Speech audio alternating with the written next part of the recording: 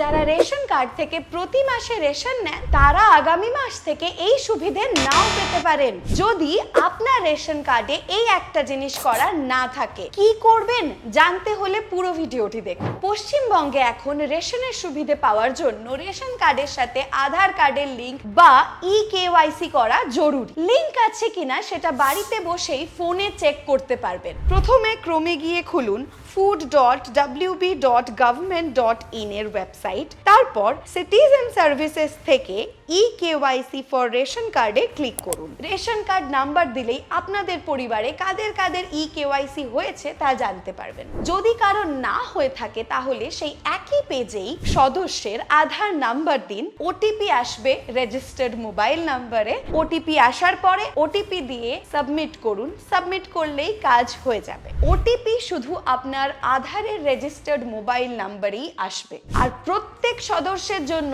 Separately KYC করতে হবে। ভিডিওটি সবার সাথে শেয়ার করুন যারা এখনো আপডেট পাননি, আর এই ধরনের আরো ইনফরমেশন পেতে সাবস্ক্রাইব করুন বসওয়ালা বাংলাকে। বসওয়ালা, বি দ্য বস।